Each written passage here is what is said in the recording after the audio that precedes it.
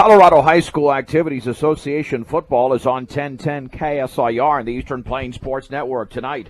From Bee Digger Stadium in Brush, it's a Patriot League clash as the visiting Valley Vikings take on the Brush Bee Diggers along with Rob Hastings. I'm John Beltran, and Rob, this is a good opportunity for Brush not only to win tonight but maybe shut down Valley.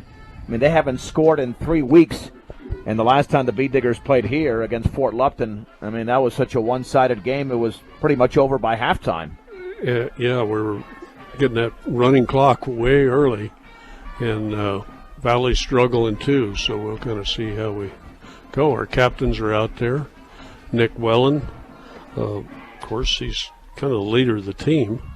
And Jalen Martinez, he's a senior also, and Luke Seawald. Or the Bee Digger captains. I didn't get the Valley Vikings captains there, but you know, here's the one deal, Rob, is that the Bee Diggers right now are 29th in the RPI. Valley is 30th, so this victory is going to help in the win column, but not with much else. However, Brush wins today. They win next week against Valley, which is higher in the RPI. I mean, that will certainly boost them.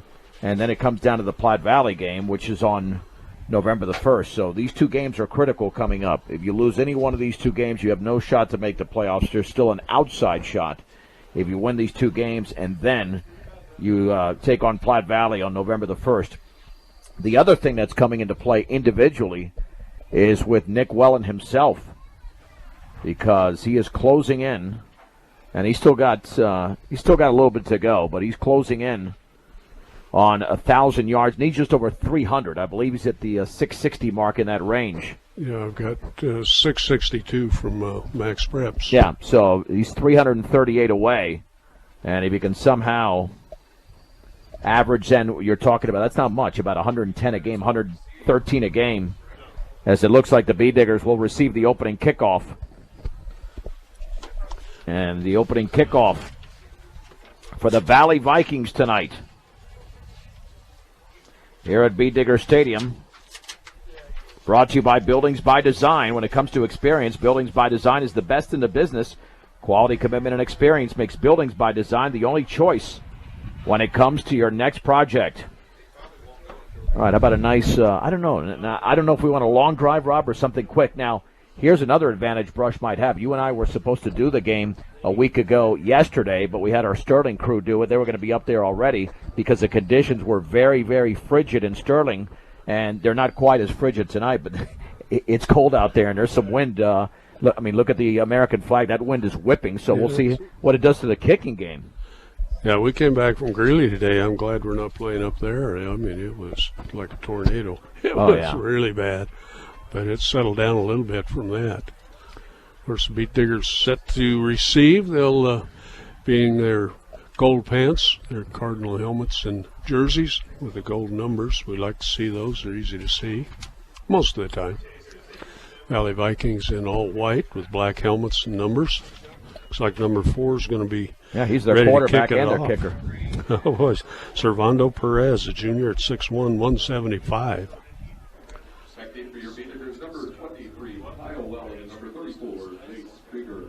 Krieger and Wellen set up about, they're bouncing around the 10 to the 5 here, so they get set to receive this kick. Of course, they've got a little bit of film on the Vikings, so they'll probably know what kind of a leg Perez has. And we're underway. Oh, little push kick right to the front and grabbed, and down goes the Bee Digger to his knees. Nice job for, it's number 3. That's it. Austin Zisk on the reception, a sophomore for the Bee Diggers. Smart play by him. Oh, yeah. You don't want to take off of that football, especially when you're not accustomed to, Rob, on special teams of running in the open field. So Zisk he basically fielded it like a shortstop and got on his knees. And now the Bee Diggers have a pretty good field to play with, only 65 yards away. They set up 1st and 10 at their own 35. Bee Diggers, backs 3 of them, and down a little motion there. Kind of the old full house tee, and right up the middle goes Wellen for 9. Almost 9.5 yards. Boy, he's running off left tackle, and Rob, he was 1 away from breaking that for the going the distance. And Welland's going to go for at least 150 tonight, I think. It's going to be a big night for Nick Welland of Brush. They move it back. Oh, let's give him. Yeah, it's 8.5 yards. Yeah, pretty much. Okay, now we'll get that out of that full tee. We go into just 2 backs and a little pitch to the near side, dropping it and picking it back up is Krieger, and he'll be hit down, but he was going to get the first down anyway. Did I get that number right? Yeah, it is Jace Krieger. He picked up 2 yards, but Rob, if he catches that, and that was a perfect pitch by Hondo, then Krieger's got some room to the outside, but he mishandled it initially trying to take off with the football before he actually had it in his grasp. But ended up okay. Good blocking out there, and he was able to save a disaster and get a first down. So we'll set it up just short of the 46-yard line. 1st and 10, Diggers. Slot to the right, wide receiver far back.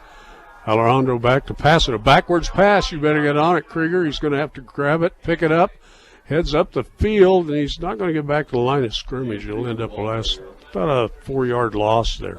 Well, that one's on the quarterback, Rob. That was a high throw there. And as you mentioned, a lateral thrown by Hondo. So now it's going to set up a 2nd down and 14 at the 42. Yeah, you got to make those passes, or especially if it's a lateral, a little bit lower, follow through, but it didn't happen right there. That was a scary one. We could have got Valley in great field position. Okay, they go that full house tee back there, and deep handoff going to the right side as well, and he breaks free. He's still going down across the 50 to the 40 and down to the 39-yard line, 38-yard line. It's a gain of 20. Nick Welland now with 2 carries for 29 yards. Yeah, I'm telling you, I shouldn't have said 150. Maybe 200 tonight, Rob. Maybe 200 tonight. Okay, Kyle Welland brings a play in. He'll set up the running back here on the near side, I think. It's not really a wishbone. It's all 3 backs are lined up about 5 yards behind the line of scrimmage. 2 tight ends. Handoff. That goes to Kyle Welland. He's digging forward. He's going to, and we get a flag right as he goes down. That looks like maybe face mask area. Could have been, yeah. That's not thrown in holding, at least in the holding area. But let's see. Yeah, I think I seen him pulling on the face, and they're walking the Vikings' way. So it's a gain of 6 for Kyle Welland, a first down, a 5-yard face mask. By the way, the Bee Digger starting lineup, which we brought you some of the members there, brought to you by Equitable Savings and Loan. Mobile banking on the go makes banking easier for you when you're on the go. Check it out today at Equitable Savings and Loan, as the Bee Diggers, Rob, are now sitting at the 27-yard line of Valley. In 1st and 10 after that first down.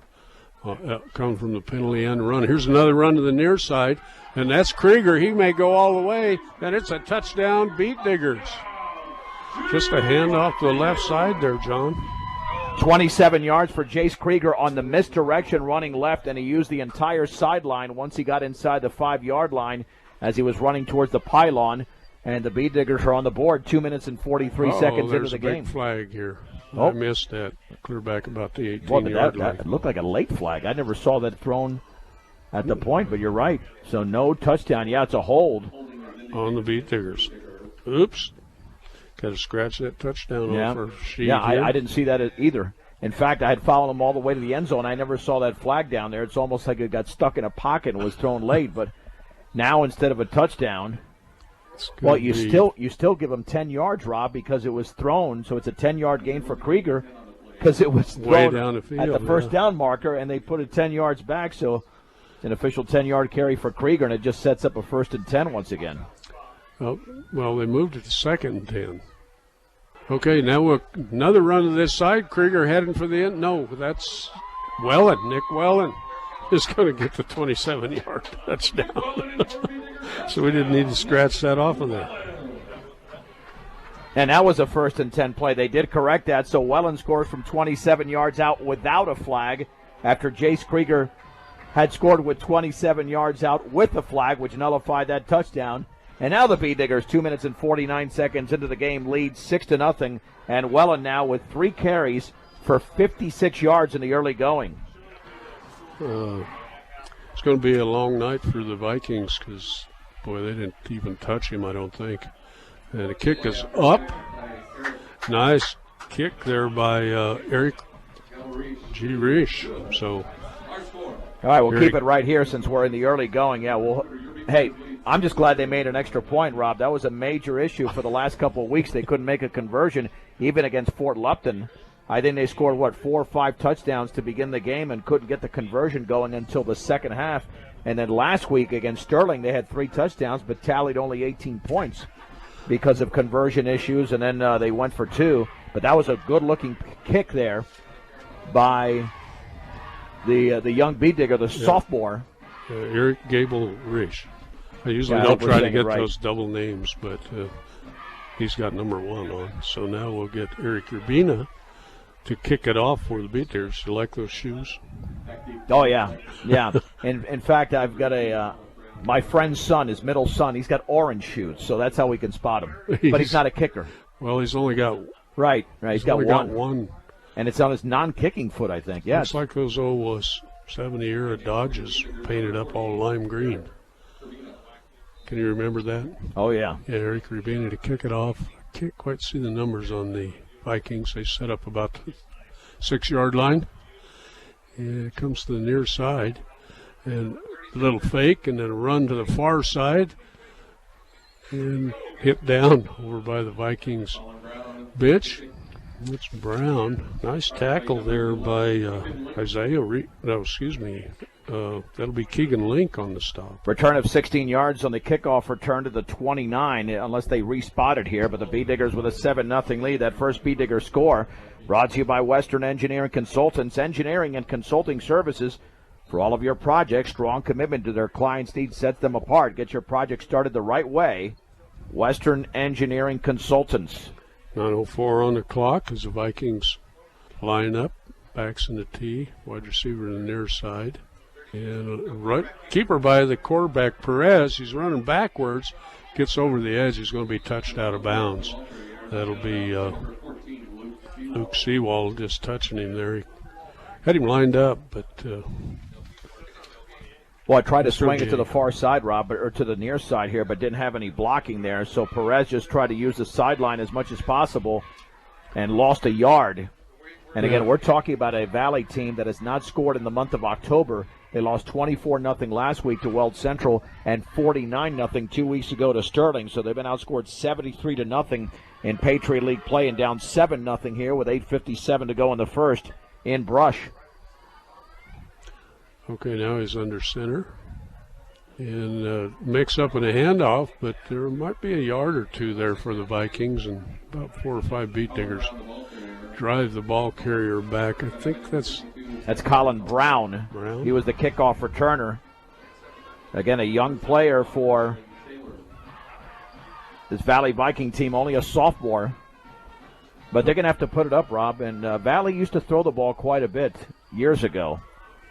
They had one of the Dellenbachs as a quarterback. He could really throw it, but that was a while back, and now they're in a 3rd and 9 situation. We got a timeout, or we got a stoppage here for a moment. I'm not sure. Yeah, I'm not sure exactly what that's. Jeffrey Gore is their leading runner, and I haven't seen number 26 out there. So.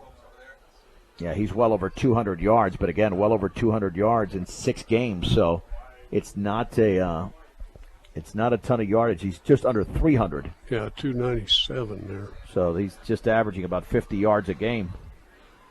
That comes from Max Preps. Sometimes it's good. Well, those are submitted by the schools though. So are they? It just lands on Max Preps. Some of the coaches don't like to. Well, get out too much information. Yeah, but it's just stats. I mean, it's not strategies. Okay, Serrando Perez is under center. And it hands off to the right side, and nothing doing there.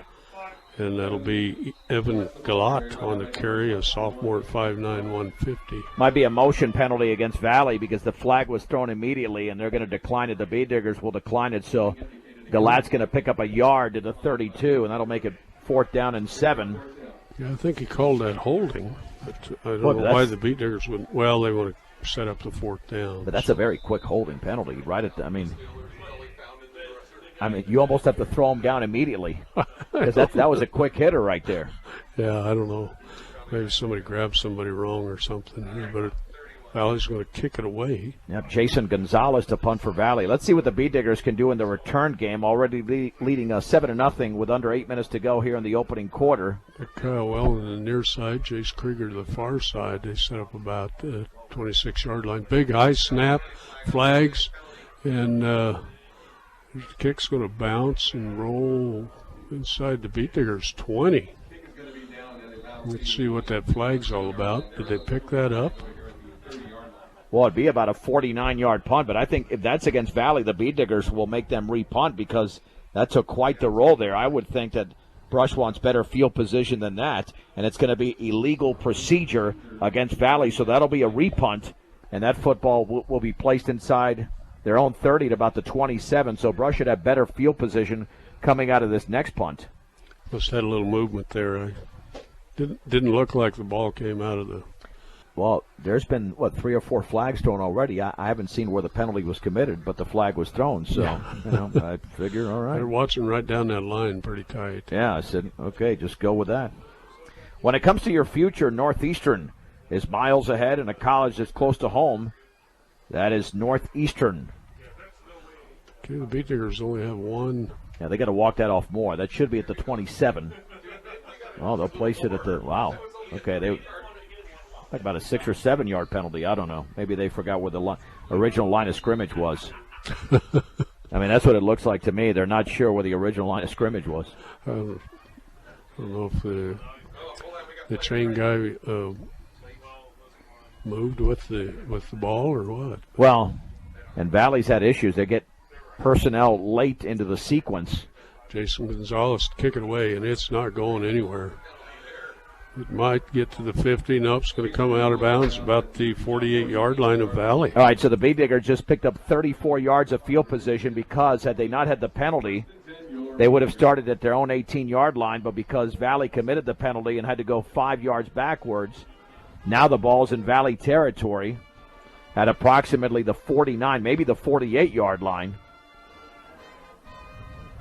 And I've got to believe that Brush is going to throw the football maybe 7 or 8 times this game for 2 reasons, Rob. They're going to have the lead throughout the game, and the wind is kicking up. So they're only 49 yards away. And if Nick Wellen breaks off a big one here, he'll be over 100 yards in the first 2 Brush possessions.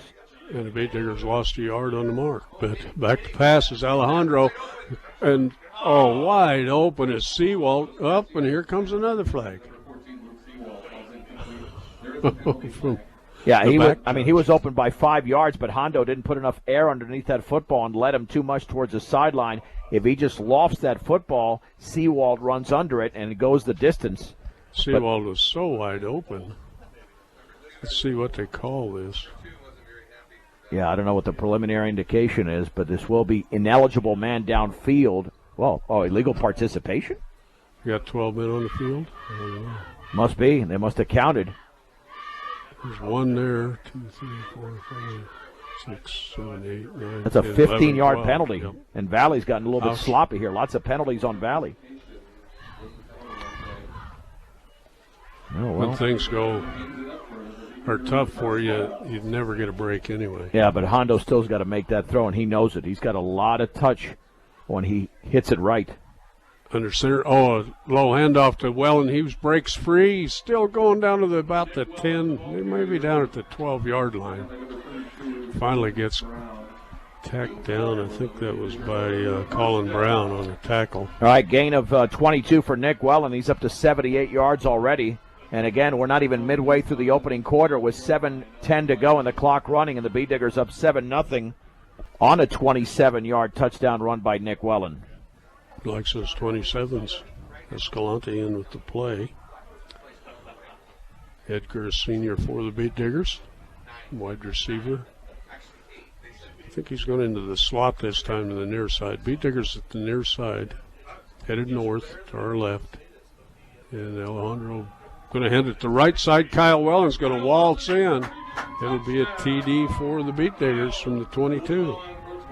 That's a 12-yard touchdown run by Kyle Wellen. And again, another misdirection, this time running right Both Wellens have scored, and with 6:38 to go in the opening quarter, the Beet Diggers lead the Valley Vikings in brush 13-0. And our kicker's in there. That'll be number 1. Eric Rish. He's not very tall, but he's got a strong leg, though. Yeah, very impressive leg. Kicks down, and that looks good from here. And it is good. Beet Diggers lead 14-0. All right, let's take a break. 6:38 to go in the opening quarter on 1010 KSIR and the Eastern Plains Sports Network. Okay, welcome back to Beet Digger Land, and the Beet Diggers set to kick it off after the 2 touchdowns. They haven't been stopped yet. No, 2 drives, it's going to be hard to stop them, too. And not a good kick. It's going to go to the referee, and the flag goes in the air. That'll be good field position for the Valley Vikings at the 35, right? He was either a receiver or an outfielder in his day because the referee was sitting there. In fact, it's almost like he was the intended receiver on the kick. Yeah. It'll be good field position, though, for the Valley Vikings here at the 35-yard line to begin their second drive. Eric Urbina would like to have that one back. So Valley will take over. Well, I think Coach Schwint will be satisfied as long as those extra points go through. Because if they get in a tight game here, and not tonight, but perhaps next week, and that Platte Valley game is going to be extremely difficult, you got to score every point when you have the opportunity. Okay, now we got 2 wides for Valley. They're right in the center of the field, headed to our south in those white uniforms with the black helmets. 2 backs, and a handoff right up the middle. And is that 26 out there? Yeah, Jace Krieger made the tackle. Let's see who. No, I think that might have been Brown again. Yeah, that's 32. Colin Brown. Yeah, Colin Brown at 5'5", 160. See, he's kind of a block. He's not real tall. Well, there was a missed tackle by the Beet Diggers 2 yards deep, and now it's a 2nd down and 3 at the 42, so they got to make those sticks as soon as they get to the ball carrier. A little different look here with the 2 wides. Oh, yeah, got a little jump by the left tackle, so that's going to cost them 5. Well, unofficially, that's the 6th penalty already against Valley, and we're exactly halfway through the opening quarter with 6 minutes to go. And the Beet Diggers up 14-0, a 27-yard touchdown run by Nick Wellen, a 12-yarder by Kyle Wellen. B&B Appliance can help you with all of your appliance needs. Stop in and see what they can do for you on Ensign Street in Fort Morgan, B&B Appliance. 2nd and 8 for Valley. Stay with the 2 wides. And a handoff to inside, I think it was a broken play. And it's going to be a tackle. Serrando Perez is surrounded by about half the Beet Diggers out there. Well, no, Perez kept the football, Rob. I think he misread it. He thought all the penetration was going towards the running back. He kept it, and a bunch of Beet Diggers were there, including Jackson Dunker, to make the tackle for a 1-yard loss. But he tries to stick it in the gut as long as possible and then make the decision whether to keep it or give it to the running back, and that ended up being the wrong decision. Yeah, it looked like it was a little out of sync. Didn't work. He kept hold of it, so give Serrando Perez the benefit of the doubt with just a short row. He just got hammered by Nick Wellen. Driven back. Had a little help there. Trying to see who the other would have been. Kyle. Oh, that's 52. So that'll be Cesar Hinojos, who was helping Wellen out, but poor Serrando went backwards in a hurry there. But Nick got him flush right there, so now it's 4th down and about 7.5, and Valley has to punt again, and the Beet Diggers are trying to score for a 3rd time in the first quarter. Kind of almost blocked. Nice high punt. And fumbled by the Beet Diggers. There's a scramble there. I think the Beet Diggers may have it. Yeah, the referee's pointing to the north, which is good for the Beet Diggers. Well, Kyle Wellen tried to catch that almost too much with his chest, and he's got very good hands. And, again, the wind is blowing, so you have to pay special attention, and he's wearing gloves. So sometimes those are hindrances as opposed to obstacle or things that can actually help you. But he was able to fall back on it and brushes at their own 29, which is really their worst field position. But, hey, they've scored twice already. Okay, Escalante will come to the near side, backs in the tee. Of course, Alejandro under center. Steps back to pass the far side. Oh, man, he threw into coverage. There was nothing doing there. Trying to pick up the receiver's number. Yeah, Hunter Dunn. It was incomplete towards the Valley sideline. Well, but that was a dangerous pass. Boy, he was. Well, again, and Hondo's a sophomore. That was a design play. He went with the design play, but the coverage was just there. Now, what was smart, what Hondo did there, is that he kind of threw it. He almost threw it away. He knew that he had really very little shot to complete the pass because the receiver was well covered. Okay, Keegan Link out to the far side, brought the play in. And the handoff comes here to the near side, and Nick Welland's going to get, well, kind of like a rodeo. He's kind of got steer wrestled down. Well, that's an excellent open field tackle by Jorge Villalobos, a 5'7", 155-pound sophomore. And the gain is about 5 there. Nick Welland, Rob, is now up to 83 yards on 5 carries. And he was the only guy out there. Villalobos doesn't make the tackle. Welland probably stops running now. Keep going. Yep. Hunter Dunn here to the near side. And we'll go with backs in a tee, 2 tight ends.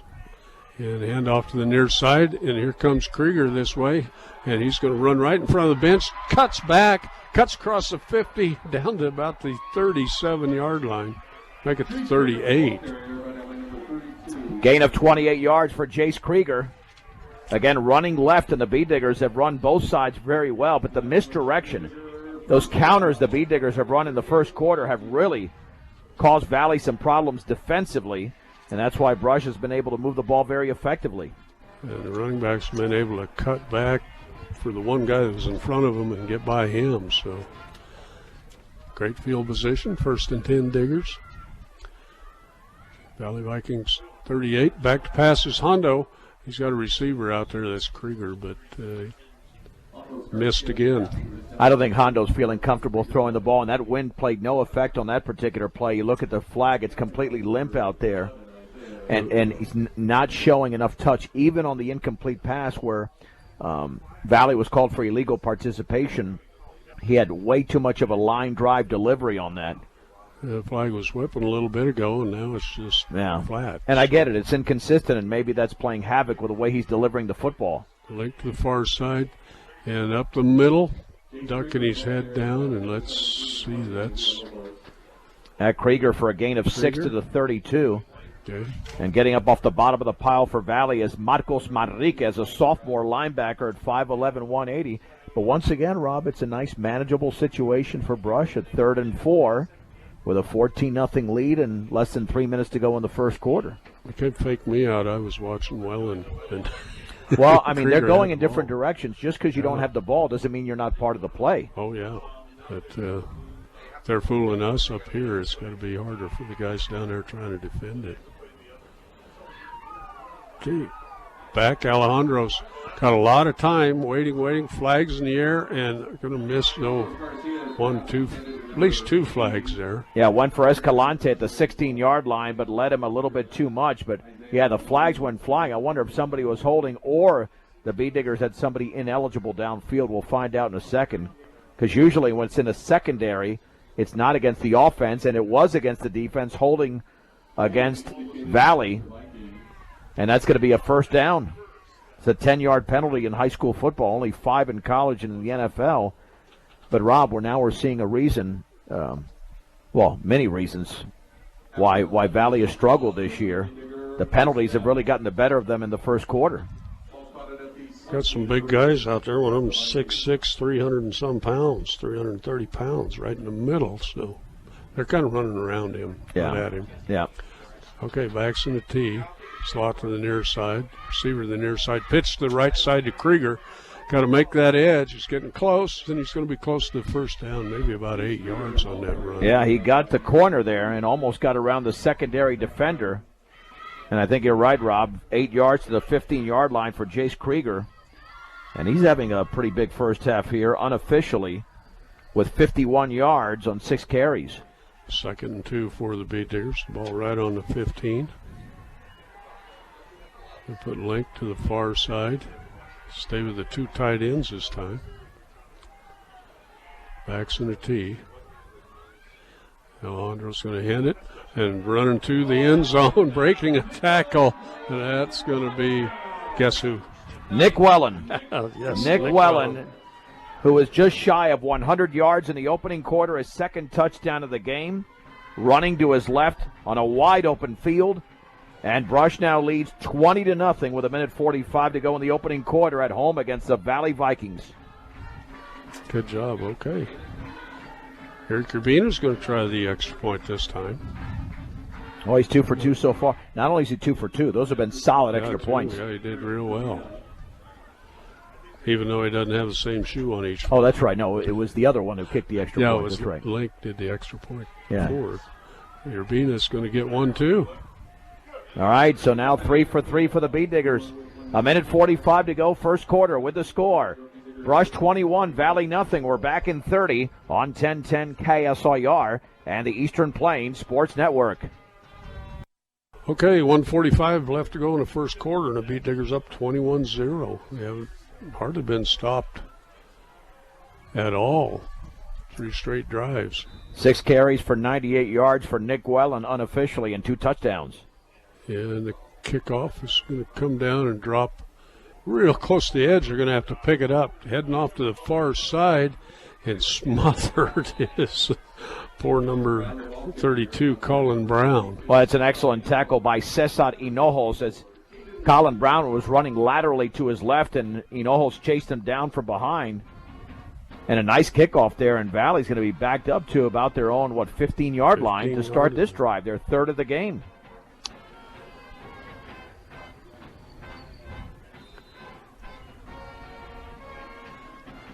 Got a tough road to hoe here. Well, yeah, and I don't know if they have a passing game, Rob, but they're going to have to demonstrate something to get out of this hole. Fernando Perez under center, backs in the tee, and he's handing off to the left side and crunch going backwards. Oh, my goodness. That was ugly. And Nick Wellen right on the tackle. Well, yeah, Wellen and Krieger with a combination, as you mentioned there, Robin. The gain is 0. Second down and 10, and Colin Brown has carried the football now 3 times for 10 yards. Did have a 7-yard carry on the previous drive. And their leading rusher hasn't played tonight. Yeah, I'm not sure if Jeffrey Gore's healthy. His number hasn't been out there. Jason Gonzalez goes to the far side. Oh, we got one of the receivers jumped a little early, and there's a completed pass to the far side and about an 8-yard gain for Valley. I think. Yeah, just a little down and out, but short of the first down. Well, now it'll set up a 3rd and short, but again, they've had trouble running the ball. That was a gain of 8. A nice pass there. I think they got away with a little motion, but. Well, they've had a few motion penalties called already, so maybe that's it's a good thing that they got away with that one. Jason Gonzalez to the near side as they work to the far side hash marks, headed south. I go with that full house tee. And a snap, and the quarterback back to run. He's running for his life, and he's going to lose about 6 yards and be hit out of bounds. Well, they had him lined up in a shotgun, as you mentioned, with the running backs to the left and right, so he's already 4 yards behind center, Rob, and then he kind of stutter-stepped and did run laterally. Kind of like that old single T, I guess we used to call it. And they went from a 3rd and 2 to a 4th and 8. The TV guy's got a lot of different names for him now. I get all confused. Yeah, I know. Yeah, I can't keep track. But Valley's going to have to kick it away again. Good defense, boy. Bee Diggers weren't fooled at all. Valley's got to get another guy out there. Now they're set. Yeah, Brush is coming on a huge rush here, trying to block this punt, but there's a whistle. Oops. And that might be delay of game unless somebody moved. Come from the line judge. It's probably not delay. Yeah. It will be, illegal procedure against Valley. And again, they've had a number of those here in the first quarter with 41.6 seconds to go. And a 21-0 Brush lead. And the Bee Diggers more than likely will have the football in Valley territory to begin their 4th drive of this game and of this quarter. 4th and 12. And the punter's setting up right on the goal line. kind of and it's blocked. Pete Diggers are going to grab the ball as it rolls out of bounds, I think, inside the 10-yard line, about the 4, it looks like. Let's see where they finally settle it down. I'm not sure who got their hand on it, but Jackson Dunker is celebrating. He might have got his right arm on that football and brushes the ball in the red zone and deep in the red zone. Let's see, is that going to be at about the 5-yard line of Valley? Yeah, at the 5, so this should be easy pickings for the Bee Diggers. The question is, are they going to have Nick Wellen score a 3rd touchdown here in the opening quarter? Because this could be the final play of the quarter, considering we're down to 36.1 to go. Brush headed north still there in the first period. 36.1 seconds on the clock.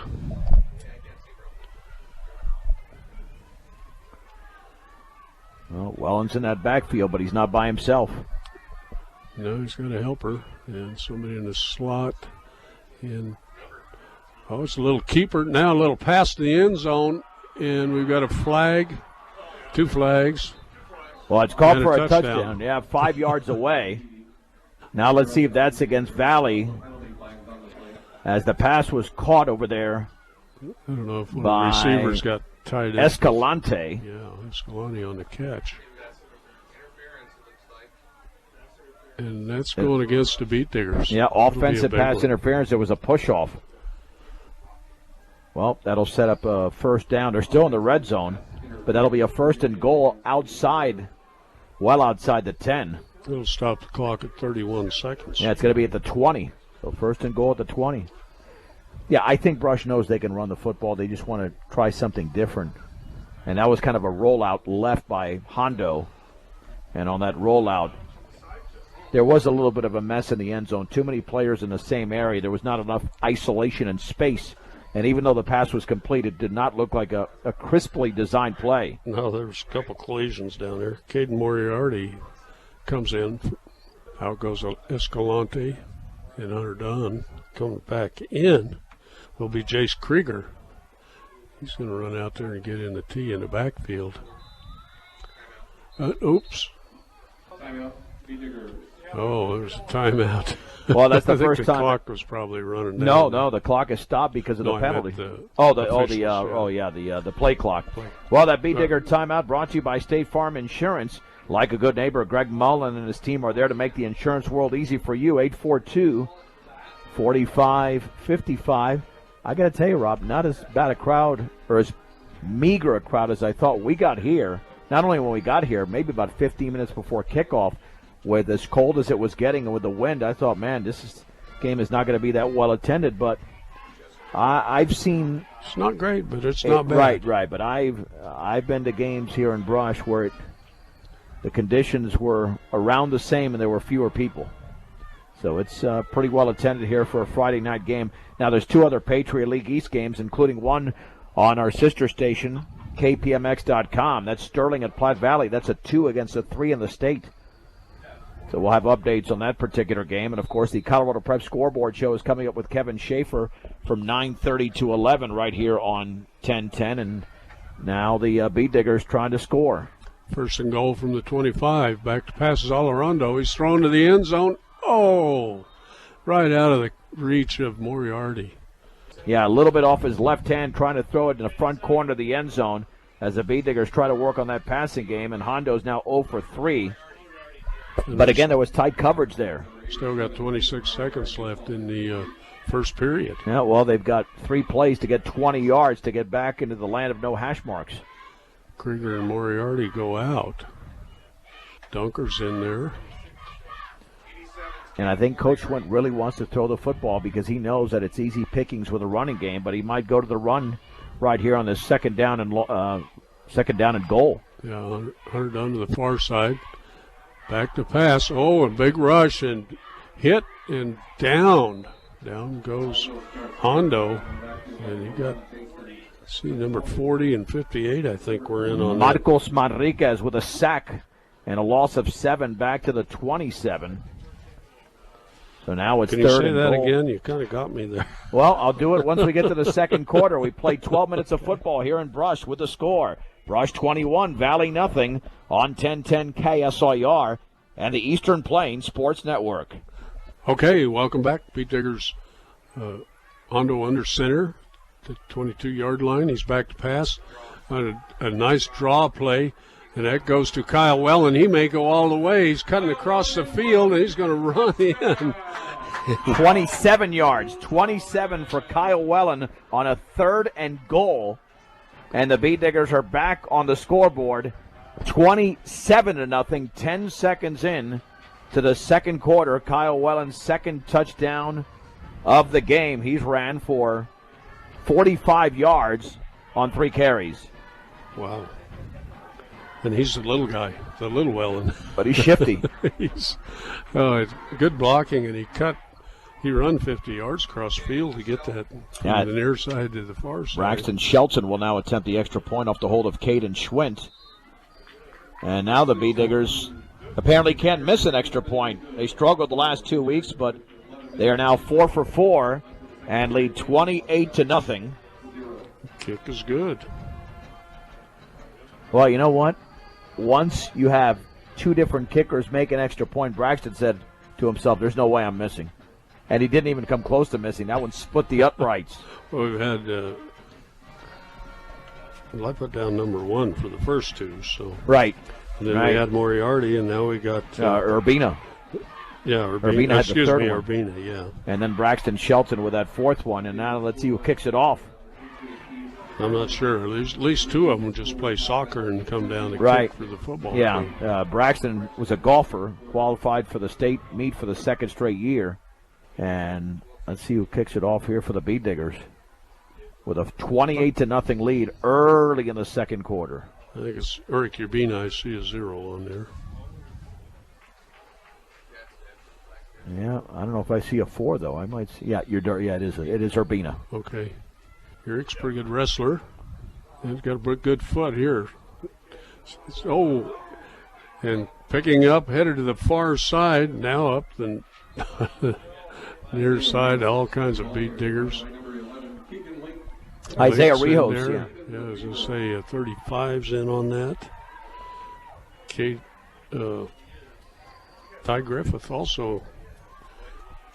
Yeah, is he healthy already? Yeah, he was hurt early in the year, but Isaiah Rios with a 10-yard return. Well, that's part of the problem for the Beat Diggers here in 2019. They've had so many injury issues, and they've started to get a little bit healthier, and they're certainly healthy in this game with a 4-touchdown lead. And Valley backed up to their own 20-yard line, and we're only 15 seconds deep into the second quarter. Wow. Okay, Valley set to go. It's an option big right. Run. Oh, nice hit there, but Dunker had him a hold of him, but couldn't put him down. But he got the Army there to take down Servando Perez. Yeah, loss of 2. Well, it was an option right, and he didn't have anybody to pitch it to, really, so he decided to keep it himself.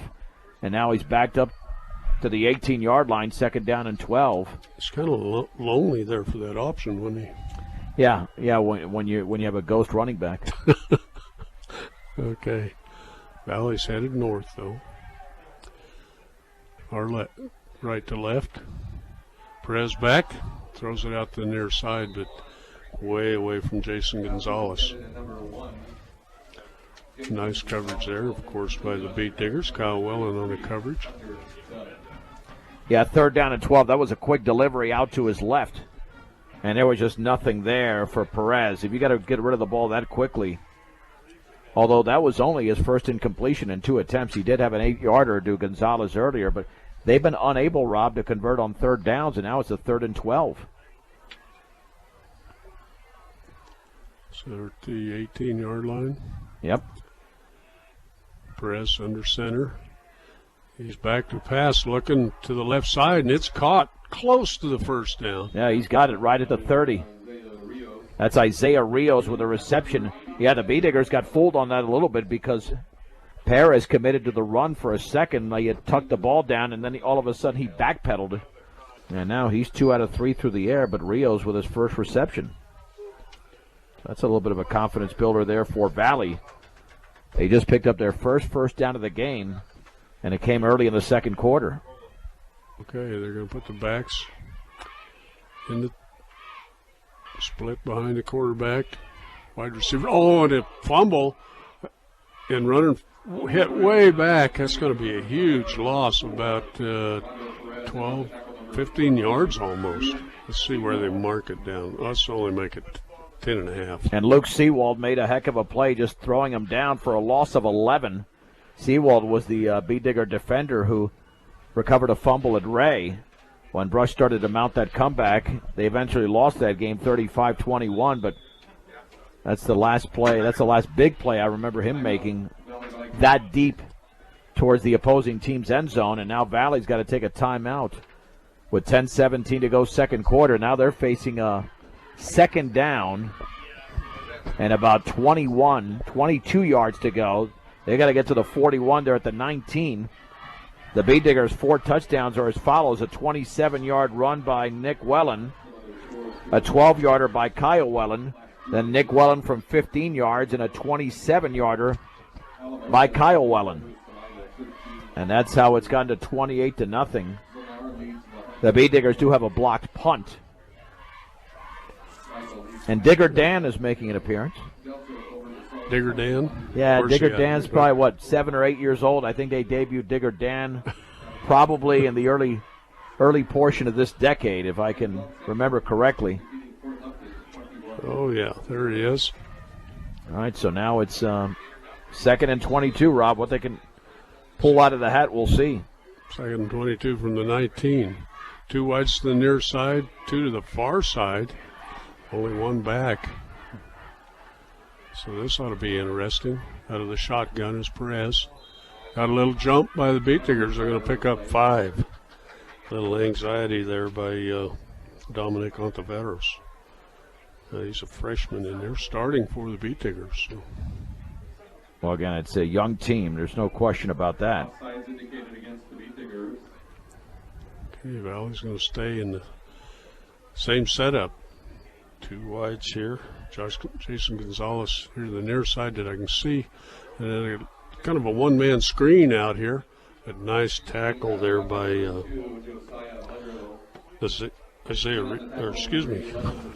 Keegan Link on the tackle. Yeah, Josiah Mudrow made the catch, but he really didn't have far to go and didn't go anywhere to the 24-yard line, so it was no gain. But a third completion there for Servando Perez, and now it's still 3rd and long, 3rd and 17 from the 24-yard line. 9:42 to go second quarter. John Beltran with Rob Hastings, and Brush leads Valley 28-0. Ty Griffith in on the defensive side for the Beat Diggers, their middle linebacker. That will have 2 wides to the near side, 3 actually, with the tight end, and a pass way down the field. Good coverage there by Edgar Escalante on Jason Gonzalez, but the pass wasn't anywhere near him. Well, if Gonzalez turned around earlier, Rob, because he knew the route he was running, but he never turned around and the ball fell behind him, and all Escalante did was stay with the receiver because Escalante didn't turn around, so that worked out great to Brush's advantage. And now Valley is going to have to punt again. I lost track of their punts. But the Beat Diggers have scored how many times? So that's pretty 4 much for 4, yeah. Jason Gonzalez will punt this time. And again, they blocked the last punt, but they're not going to block this one. It'll set up the return. A nice high kick, and it'll be fumbled on the fair catch. And Kyle Wellen is struggling there. He's already fumbled one, and that one came out of his grasp, and then Krieger was right there, and they kind of converged on that football. But, yeah, he's got to complete the process of bringing it into his hands and then securing the football.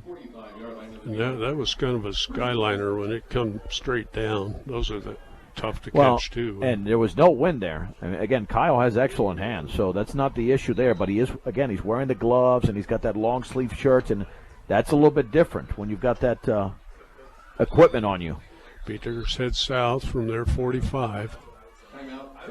Valley had to take another timeout because they had personnel issues, so that's their second timeout with 9:18 to go in the second quarter. All right, that gives me a chance to tell you that get a delicious treat, breakfast or lunch option, Willow Coffee and Bake Shop. Some tremendous stuff there. 921 Edison Street in Brush. Willow Coffee and Bake Shop. It's always a winner at Willow Coffee and Bake Shop. Now the Bee Diggers are trying to score for the fifth time here in the opening quarter when they beat Fort Lupton 57-0. Well, they must have had, 8 touchdowns in that game. 8 or 9. I think it was 9 touchdowns in that game because they missed some extra points there. They did. So they've got 4 here, and they made all of their extra points. And again, in high school football, if you lead by 40 points or more, it goes to a running clock for the remainder of the game, and we still have 9 minutes and 18 seconds to go in the second quarter, and I still think that Coach Wint wants to work on the passing game. Bee Diggers their own 45. Alejandro back to pass, and he's got Dunker headed into the open. He's crossed the 30, down to the 20, headed to the end zone. He's going to be dropped about the 8-yard line. That's Luke Seawald. Oh, Seawald. On the reception. Now let's see where they mark the football, because I think they might backtrack it to the 9. So that'll go for 46 yards on that connection, but a beautifully run pattern. He was wide open underneath, and Seawald did the majority of the work. He caught it about 20 yards on a run. Yeah. Nice pass, though. Just put it right in his hand. Hunter Dunn will go wide to the left now. And a slot receiver to the left, backs in the T. Now the slot will come to the near side. That's Dunker. And oh, boy, Alejandro got crunched there. Well, they came on a blitz, and he was sacked. This happened in the previous possession. Sacked to the 15, a loss of 6. Jason Gonzalez on the rush, and he puts him down. Yeah, the Bee Diggers either missed a block there or something else happened, but Gonzalez came through unimpeded.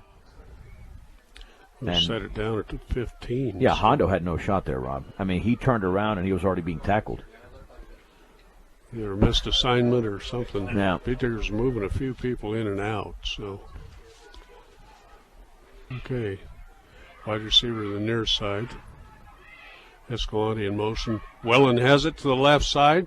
Cuts back. He's going to be driving still. I think he's going to be inside the 5 or right at the 5.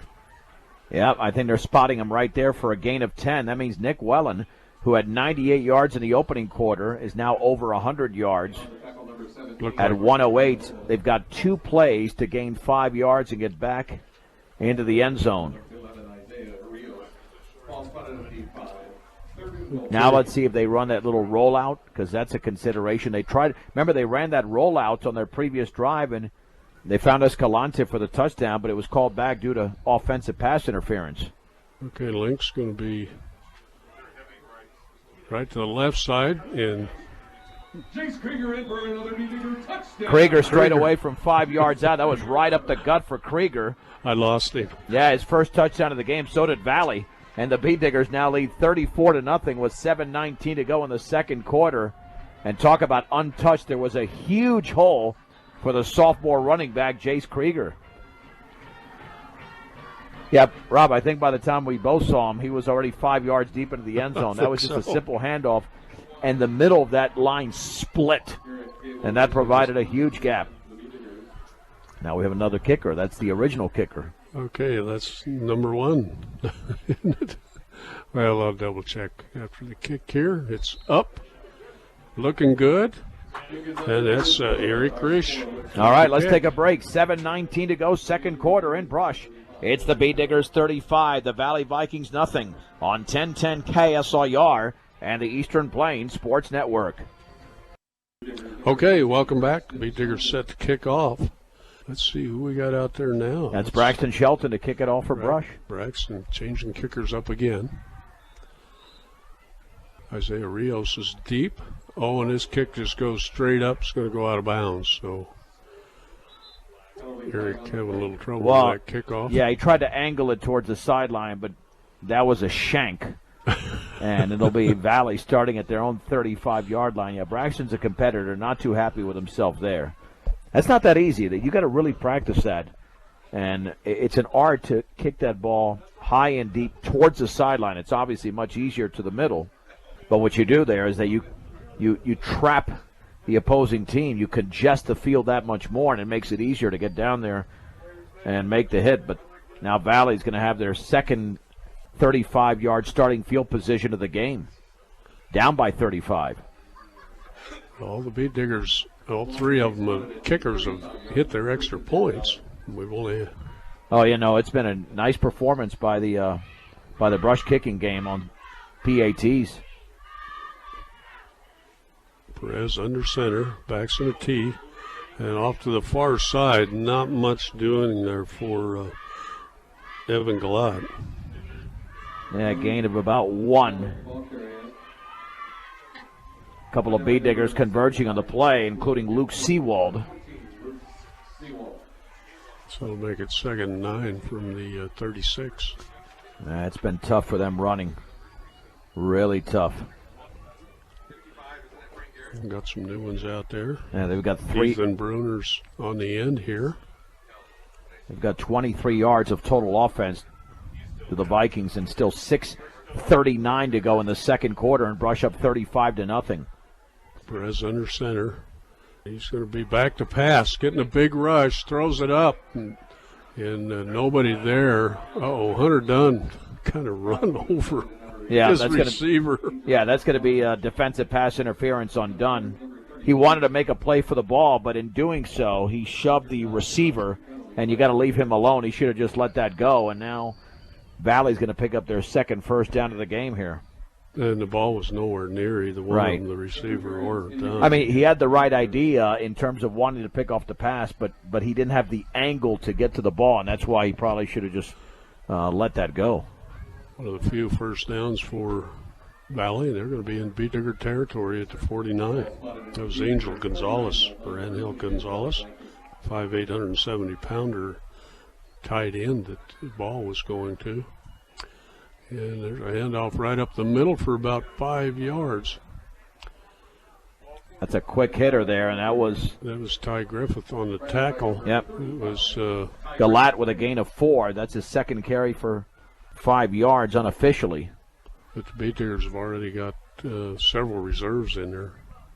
75s. Well, Nick Wellen is still in there, though. Aaron Taylor's in there. Yeah, I think they're mixing in those younger players with the experienced players just to give them a little bit more balance on the defensive side. Griffith out there. We'll pick up some more as we go.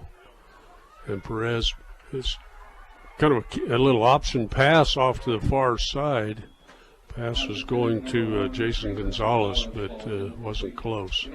Yeah, it was out of bounds. He ran out of sideline, and there was no way he was going to complete that pass. And again, the Beat Diggers had excellent coverage over there, so now it's 3rd down and 6 to go for the Brush 45. But this could be 4-down territory. I mean, Valley has really nothing to lose, down by 35 points, knowing that they just want to generate anything offensively to give them some momentum. I think their best play of the game was a 15-yard penalty. Yeah, that was bigger. Yeah, their biggest gain so far is a 12-yard pass from Perez to Isaiah Rios. Mudrow and Rios wide to the far side, and Perez is going to be hit down. Risk on it. Ball is loose. Beat Diggers are scrambling. I see Beat Diggers. What's the official saying? No, I think Valley's retained possession. Nice tackle there made. It was about a gain of 1, but then the ball was fumbled back to the 45-yard line. So Valley retains possession. Are they going to punt here on a 4th down and 6? I guess they are. Jorge Villalobos come up with the ball and politely picked it up and ran it back to the official in the center of the field. So. Well, this will not be good field position for Brush, but they've got to watch out because Valley already in Brush territory here. You never know if they're going to fake this thing on a 4th down and 6 at the Brush 45. 2 Beat Diggers deep, and here it is, and they're coming to the near side, and that's going to be a 1st and 10 going for the clear way down to the Beat Diggers 30, down to the 20. Uh-oh, we got another flag.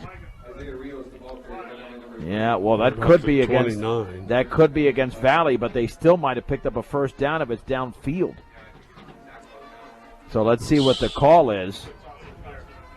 It will be a block in the back against Valley. It'll be short of a 1st down if they mark it well from the 29. Boy, it's going to be very close. But, Rob, I don't think that was – I mean, I'm not a genius in football. You could see they're in Brush territory down 35. Why would they punt it away? So no. It's going to be 4th and like less than a yard to go. I think Brush would have been a lot better with 11 guys to line of scrimmage on that one. But that's easy for us to say from up here. Right. Oh, they got to go for it here, you would think. Yeah, it's 4th and less than 1 for them. Yeah, they're ball at 39.5-yard line. Yeah, they've got to get to the other side of the 39. So they might go either with Brown or Perez on the keeper if he lines up under center. 4:35 to go second quarter. Valley and Brush here, and Brush with the Bee Diggers up 35-0. Yeah, he's lining up under center, Rob. They're trying to spread them out with 2 wides to each side. Only 1 running back. Perez under center, heads forward. He's got the first down. Big scrum there, and he finally goes down. Well, not only did he get the first down, he picked up a couple of yards on that little keeper. 7th carry of the game for Servando Perez. Yeah, guess who was leading it? Big number 78. And that's Justin Martinez at 6'6", 330. A little bit hard. Surrender Herrera doesn't go quite that size. Okay, now Valley with the first down. Perez back to pass, good rush, and the ball's up in the air and incomplete. Yeah, Isaiah Rios, the intended receiver, off his hands at the 26. It was nearly picked off. Yeah, I looked for, it was kind of a tip ball up in the air, but no Bee Digger was able to get near it. Bee Diggers had 3 touchdowns in the opening quarter, 2 so far here in the second quarter. Under 4 minutes to go. All of them have been rushing touchdowns for Brush. Gonzalez is going to head out to the far side along with Mudrow. Go 2 wides here to the near side. Perez in the shotgun with 1 running back. And we get a little motion here, I think. Yeah, it's against Valley. No. Oh, there you go. Okay, they're backing up now. Yeah, the official's about to motion off sides, but it is against Valley. Well, that's going to hurt. It's going to make it about 2nd and 14, 15. Yep, at the 42-yard line. It'll be 2nd and 15. Mudrow and Gonzalez to the far side again. Bee Diggers feinting the blitz. And a little keeper now, a pitch. Going off the right side is close to the first down. I think that's 32. Colin Brown again on the carry. It's a gain of 15. It is a first down. That's an excellent pitch there by Servando Perez. The Bee Diggers were there on the quarterback but didn't take care of the running back. It was kind of a soft pitch. Well, are they a high angle? I guess he got it. And, a little short. Yeah, by half a yard. Be 3rd and short for Valley. Younger Bee Diggers out there a little off guard with that kind of a stretch play. Yep, football's at the 28. Servando Perez. I thought he's going to go back into the shotgun. And now he's back to pass. Big rush. And he's got his receiver on the far side. That's Rios again? Rios again, yeah. Number 11. That'll be a 1st and 10 for Valley. Set the ball down at the 25-yard line. Valley threatening here with 2:43 in the first half and counting. Just past the top of the hour here in Brush. I'm John Beltran with Rob Hastings. This is 10-10 KSIR. Brush, Fort Morgan, 35-0. Bee Diggers lead. Perez back to pass and get another flag. Well, he took a step back. The receiver's about 10 yards down the field in a hurry, but they're going to march off 5 against Valley. Well, that'll be 1st and 15 from the 30-yard line. Perez will send Gonzalez to the far side, 2 wides to the near side. Kind of a high snap, handoff to Brown, and he's going to be hit down after about 5 or 6 yards.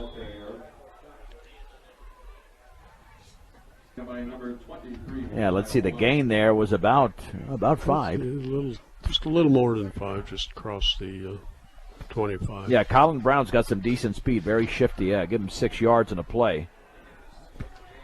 Down to 1:42 to go. Brush might not get the ball back, but if they do, they're going to have to put it up pretty quickly. Several younger Bee Diggers in there. Okay, Perez is calling out the play from the shotgun. He's back to pass. Big rush by Zisk and intercept. Oh, Nick Wellen dropped it right in his hands. I think that was Nick, wasn't it? Yep, at the 8-yard line, and it went right through his hands. I think he wanted to take off with the football, but it was, clearly a very interceptable pass. Instead, it's 3rd down and about 10, or a long 9 with 1:24 to go in the opening half. Kind of spiked it like a volleyball there. Yep. Get that. He was so wide open for that got a little nervous. I think he was ready to run. Oh, yeah. Well, watch for an option pitch or a draw play here. That has been the most successful play as opposed to the pass for Valley. 3rd and 10 for Valley. A little mix-up here. They'll send Mudrow and Gonzalez to the far side. And there's a quarterback keeper right up the middle, but not much there, maybe a yard or 2. Well, it was an original option, but the running back, Brown, was covered by a bead digger, and Perez had nowhere to pitch it, and that's why he had to take off with the football. And he picked up only 1 yard. And the clock continues to run. 4th down. 4th and 8. Yep. Well, let's call it 9. Under a minute to go here in the opening half with Brush up by 35. Valley does receive the second half kickoff, by the way. Okay, we got Rios and Mudrow. Valley's going to call a timeout here. All right, we'll keep it right here with 48.6 seconds to go. Yeah, if the bead digger stopped the Vikings, don't put it past Brush to try to go for the touchdown right before the end of the opening half. They could certainly pull this off, especially how effective Brush has been offensively. We'll run through the numbers at halftime. Nick Wellen had 98 yards rushing in the opening quarter. And Brush actually hasn't had the ball much in this quarter. Valley's had it considerably more. But the Bead Diggers are over 200 yards of total offense. Brush has been moving in a lot of other guys. So yep. Let's see who's out there right now. Aaron Taylor's out. Joshua Cantu is in there for Brush. The freshman still out there, Dominic Ontiveros. Here we go, Rob. 4th down and about, 8 or 9 to go for the 24 of Brush. And back to pass is Perez. We got flags all over the place. Pass is incomplete. Down about, did the went play out of count? Bounds down about 4. It may have blown that dead. Yeah, that's what I'm saying. I don't know if the play counted. Come from the side judge, I think. Motion against Valley, so the play did count. And the Bead Diggers will have the football with 44.2 seconds to go. And again, another opportunity for Coach Schwinn to work on the passing game. 1st and 10 for the Bead Diggers. They'll set the ball down at the 23-yard line, it looks like. Only a few seconds to go, 44.2 of them. Well, your big weapons here are Moriarty and Luke Seawald, who's been the leading receiver all season. And, of course, Hunter Dunn is out there as well. Bead Diggers done their, like I said, the damage has mainly come from their runs to the outside or right up the middle. Alejandro puts a little motion and hand off to the near side and cutting back up, breaking a tackle, and hit down after about 12 yards. And let's see, that's Kyle Wellen on the carry. Yeah, the Bead Diggers might let the clock just roll all the way down. It's at 33 seconds to go. Yeah, I think Coach Schwinn wants to take it into the half with a 35-0 lead unless they may get one more playoff. They'll get a playoff. Yeah, this will just be a simple handoff, you would think. Send link to the far side. Right up the middle goes well, and he's across the 45. Right at the stick, a gain of 10. Well, they're going to run him again here. Or are they just going to huddle up? Yeah, the clock will stop because of the movement of the chains, but I think that's going to be it. Yeah, I think they're going to let the clock expire. Yeah, the Bead Diggers. Coach Swint doesn't want to rub it in. Let's keep the game going. That's the end of the opening half. It's a 3-minute break with the score in Brush. The Bead Diggers 35, Valley Vikings nothing on 1010 KSIR and the Eastern Plains Sports Network. The Bead Digger halftime show is brought to you by Stubbs Gas and Oil. Fill up your cooler, gas up your car. Stubbs Gas and Oil.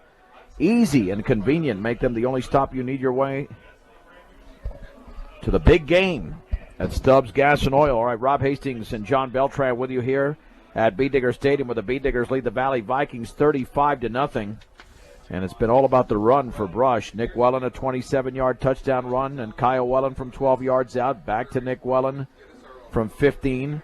27-yarder for Kyle Wellen and a 5-yarder from Jace Krieger. Nick Wellen has 8 carries for 118 yards. Kyle Wellen 4 carries for 57. Meanwhile, Valley's got 66 total yards of offense compared to 277 for Brush. Colin Brown is the leading ball carrier right now for Valley. He's got 30 yards on 6 carries. Servando Perez passing, let's see, he's 3 out of 10 for just 23 yards. And if anything, Rob, just a confidence booster for Brush, just, playing a very solid first quarter, too. Yeah, the kids are, you can tell they're kind of getting it. Things are crisper. They're not the mistakes that were really killing us early.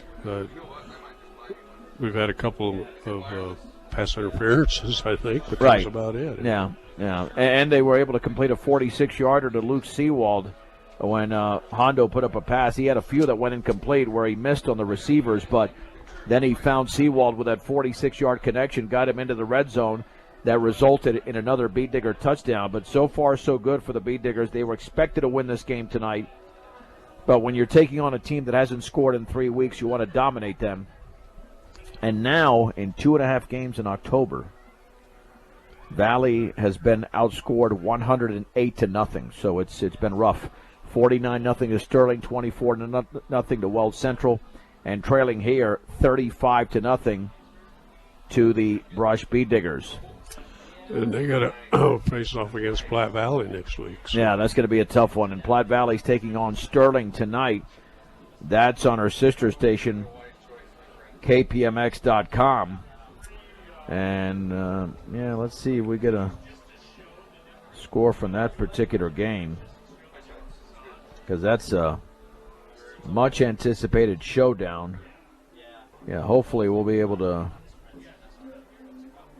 get a score on that baby here coming up momentarily, but nothing as of now that I'm able to find between Sterling and Platte Valley, which is essentially for the Patriot League East title. And when you look at it right now, those are going to be the top 2 teams. Sterling, right now, Sterling leads Platte Valley 21-6 in the second quarter in Kersey. So Sterling ranked number 2. Yeah, and Platte Valley's 3rd. Yeah, they're 3rd behind Sterling, right. So that should be a good one. So it's a nice 15-point lead for the Tigers in the second quarter. Let's take a break. We'll come back with the second half of the Beat Digger halftime show after this. It's Brush 35, Valley nothing on 1010 KSIR and the Eastern Plains Sports Network. Okay, welcome back to Beat Digger Stadium. Beat Diggers lead at 35-0 as we're about ready to hit the second half, John. Yeah, the Beat Diggers scored their 5 touchdowns all on the ground, 2 from Nick Wellen, 2 from Kyle Wellen, 1 from Jace Krieger. Rob, it'd be nice to see a defensive play here for Brush, like a turnover or something on special teams, to get them going here in the second half and get this to a running clock and make it a short night and their 3rd victory of the year. Okay, the Beat Diggers are got to kick it away, and the Beat Diggers defend the north goal. Vikings setting up to our right, the south side, in their white jerseys, black helmets. Beat Diggers, of course, in their Cardinal jerseys and helmets and gold pants. Good-looking uniforms for the Beat Diggers. I like those. Oh, they're excellent. Okay, here Rish to kick it away, and we're underway. Kick's coming down here near the edge and grabbing it and stepping out of bounds. Oh, man. Yeah, it's Colin Brown at the 12. So Valley's backed up. Yeah, he tried to toe the sideline, and he was on the sideline. The ball was bouncing. It might have rolled out of bounds or might not. He about had to pick it up, and he put his foot down to run it across the far side of the field, and it stepped on the line. So that'll put Valley starting at a pretty bad field position.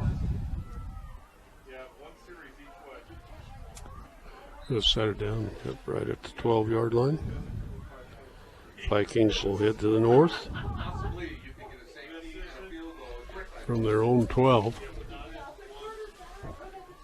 Okay, they're going to go with 4 wides. Valley at the near side hash mark. Shotgun pass, and great defense by the Beat Diggers. Incomplete there to Villalobos from Servando Perez. He's now 3 out of 11 for 23 yards. And Keegan Link on the coverage. He was all over it. Yeah, I mean, they're reading it perfectly. See how long the starters are going to stay in here.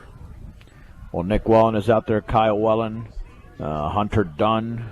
Mike Escalante's the defensive back to the far side. Jace Krieger, Cesar Hinojos, so they're still there.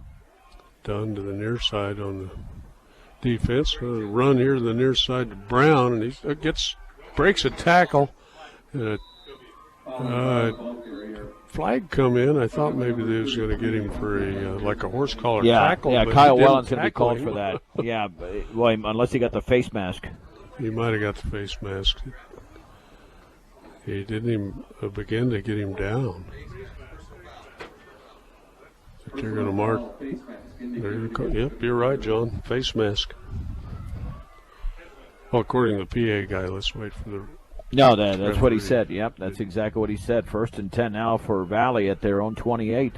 Ball spotted at the 28-yard line. It's been the best offense for Valley's. Yeah, they picked up 2 first downs in this game on penalties committed by the Beat Diggers. Okay, they're staying with the 2 wides to the far side, to the short side, too. And straight back to pass. Big rush. Pass is coming up. It's going to be intercepted. Hunter Dunn has it right at the Beat Diggers' 45-yard line. Well, Hunter Dunn was behind the receivers. Normally it's the other way around, so he just waited for the football. He was well turned around. And the Beat Diggers come up with a turnover here to begin the 3rd quarter. How about that? Nice defense by the Beat Diggers. Kind of a wounded duck of a pass. He was trying to drop it in there, but Hunter Dunn was, like I said, way ahead of the receiver and only had to turn and grab it. And it's Beat Digger 1st and 10. Well, I said Nick Wellen would go well over 150 tonight, maybe even 200, but he's only had the ball twice after the 1st quarter. Late check in there. Caden Schwinn checking in. Ford Brush is a receiver to the left. He's going to race to the far side and get set. And underneath handoff. And I think that's Wellen on the carry. That's a short gain for Nick of only 3 yards. Cervantes made the hit for Valley. So now Wellen, Rob, is up to 121 yards on 9 carries. Servando Herrera was leading the charge there. Big lineman for the Beat Diggers. 52 yards away from a running clock situation. Hunter Dunn to the far side. Underneath handoff. There goes Wellen. He may go, well, nope, he's going to get caught and thrown down at the 35. I thought he was off to the races, but it was a pretty good short race. For Nick Wellen, yeah, let's see where they spot it. It's a gain of 17 yards for Wellen, back to the 36. So now he's up to 138. But, yeah, if he can evade that defender, he's gone. Now Wellen will take a breather. Yeah, they're probably going to pull him out. Coach Sweat shaking hands with him on the way out. Now I wonder if that's it for the game. Could be. Well, they still got 36 yards to get into the end zone. Okay. Run to the near side. I think that's Krieger on the carry. That's a misdirection to the sophomore, and he gained 3 yards. Yeah, they're just keeping it simple, Rob. You know, up the middle, misdirection left, misdirection right. Haven't seen really too many sweeps or anything like that. We've seen misdirection where they swing it and they bounce it to the outside, but it doesn't start that way. It just ends up that way. 2nd and long, 6 yards for Beat Diggers. Set it down about the 32. And a pitch to the near side. Good blocking. Cutting up the edge is Krieger. He's going to be thrown down right at the edge. And he steps out, let's see, about the 17. Yeah, for Jace Krieger, that's a gain of 15 yards. And the Beat Diggers are in the red zone with 9:45 to go in the 3rd, leading 35-0. You got new running backs in there for the Beat Diggers. Melvin Hernandez is out there. Krieger Colorado Plains Medical Center's experienced physicians and highly trained staff make your hometown hospital the place for expert quality care. Colorado Plains Medical Center, helping communities thrive. Caden Swint, wide receiver to the near side.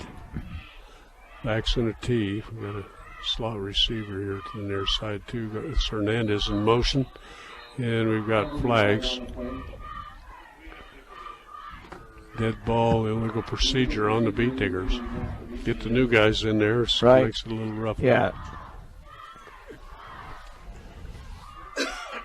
Yeah, chemistry issues there, but that's going to happen. Outside the red zone now. Caden Swint will bring the play in. Caden's a sophomore also for the Beat Diggers. Well, they got to get to the 7 for a first down with a 1st and 15 now at the 22-yard line. Put Hernandez out to the far side along with Swint. Now Hernandez in motion, underneath handoff, nothing doing, ball's loose, and coming up the edge, and nice saving tackle there by the Beat Diggers, Dominic Ontiveros. Isaiah Rios came up with a fumble recovery for Valley.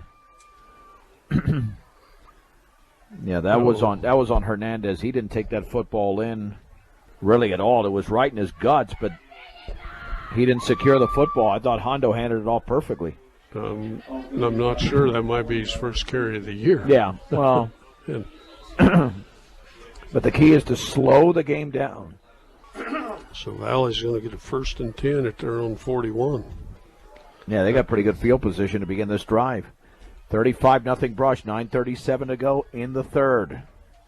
Perez under center, backs in the T, and Perez is kind of running for his life on the far side. Not sure that wasn't a keeper all the way.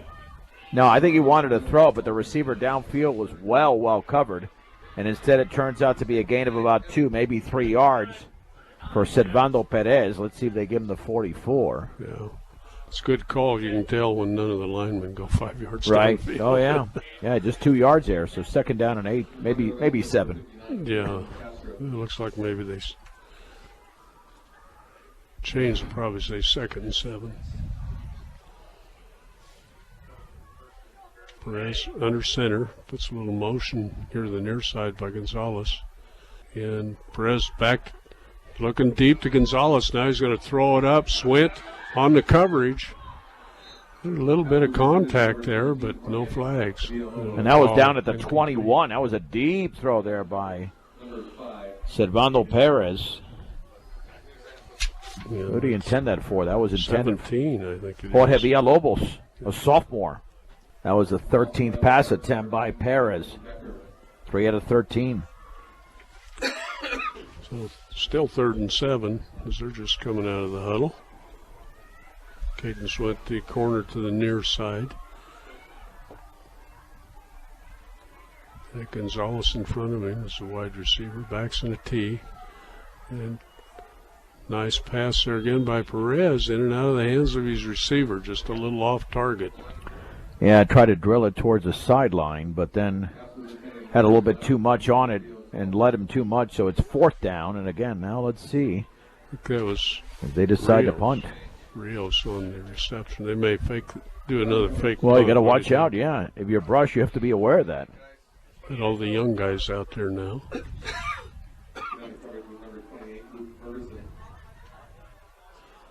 The punter's set. Up comes the up back. He fakes it. A pitch. Now he's going to be hit down. Ball's fumbled. Big scramble for it. It's going to be Beat Diggers' ball no matter what. Yeah, I mean, they tried something really unconventional there. Now the Beat Diggers have it at the 38-yard line of Valley. Again, leading 35-0, but still not a running clock because you got to get a lead of over 40 points or at least 40 points. They don't need the extra point in order to get that here, just a touchdown, because they've been 5 for 5 on extra points so far. That fumble on the 4th down is huge. Well, Nick Weldon's going out there, along with Dominic Ontiveros. He's still... Melvin Hernandez will check back in. I'd like to see him get the ball back pretty quickly here to give him some confidence after what happened on the fumble with the previous possession. Alejandro Montes Garcia still running the quarterback. Came in with play from Coach Swint. A little motion by Hernandez. They give it right back to him after that fumble. Same play, but he's going to hang on to it and lose a couple of yards. Yeah, he's thrown for a 3-yard loss. Set the ball back to the 30 or 41-yard line. Yeah, when you're running one of those jet sweeps, I mean, the blocking has really got to be there. I don't care how fast you are. You don't get the blocking there. It just takes one, especially on the left side of the defensive line or even a linebacker to bring you down. Well, they might go to a conventional run here, 41 yards away from the end zone. Well, and still in there. Second down, and let's see who right up the middle is Welling. And kind of lost the ball there at the end, but I think they're going to call him down. 144 yards for Nick Welling off the 6-yard carry, just shy of the 35. Be 3rd and 7 for the Beat Diggers. Welling comes out. Yeah, Caden Schwinn checks in. And we got Hernandez coming is out. Yep. Yeah. Under 8 minutes to go in the third. Swint to the near side. 2 tight ends, got a slot receiver to the near side. Kyle Welling's going to get the handoff to the left side, and he's going to fumble it, and Valley's going to pick it up. Oh, not sure if what happened there. Somebody he looked like he got stripped about 2 yards downfield. The ball rolled forward, and 3 Valley Vikings were right there to grab the ball. Well, if you're Brush, you want to finish here. You don't want to play a lackluster second half. So 1st and 10 from the 28 for the Vikings after that fumble. Well, they might have to do it on defense, Ron. Beat Diggers lead at 35-0 here with 7:20 on the clock. Oop. Now we got a stoppage here. 7:50 on the clock. Yeah, procedure against Valley. So that's going to take it back to about the 23. Yeah, they've not been in rhythm at all offensively. I think if Brush is going to get on the scoreboard, they might need a defensive touchdown. Lots of little guys out there for the Beat Diggers. I think Valley's got all their starters in. Perez back to pass, kind of a little pitch pass. Beat Digger's going to jump on it. I don't know. No, it's incomplete. They're waving it incomplete. Yeah, I mean, that was a forward pass to Evan Galat. Mine only went forward about a yard. Oh, no, it was almost a lateral. You're right. It barely went forward, but it was just incomplete. 3 out of 15 for Servando Perez for 23 yards. You're using those younger eyes here. Not much younger. Quite a bit. Okay. Servando Perez back in the shotgun, looking deep here. Oh, he's going to come underneath. Good. Oh, we got a late flag. That more than likely is against Valley. Either a hold or a block in the back. Yeah, I didn't hardly see any Beat Diggers out here. Brown caught the pass, went out of bounds. Are they calling offensive interference? Did I see that from one of the officials? Is that Linus? That could have been illegal lineman downfield, too. Well, let's see what the preliminary indication is. But I would doubt it's against ineligible man downfield. That makes sense. Yeah, because I didn't see any Beat Diggers there. Yeah. But he had a wall of blockers there. Oh, yeah. Only one Beat Digger to mess things up. Oh, now it's going to set up a 2nd and 20. Ouch. At the 18. Again, the Brush defense could be responsible for the score. And the clock's not winding. 7:40 on the clock, so we'll send Rios way out to the far side. 2 wide receivers to the near side. Going out of the shotgun here by Perez. He's going straight back. Got the pass over there. Yeah, I mean, he threw a long pass that went only for 2 yards to Jorge Villalobos. Almost looked like it bounced in there, but he got his hands under it. Yeah. But still, I mean, they're setting up a 3rd down and 18 to go. They still got to get to the 38.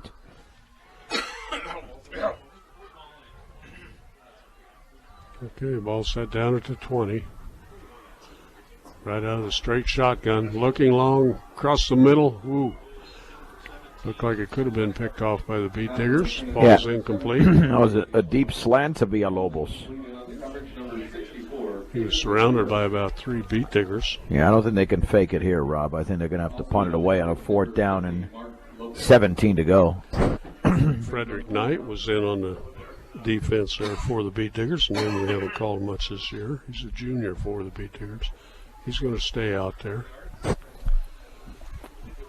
And they head back. Have 2 guys deep.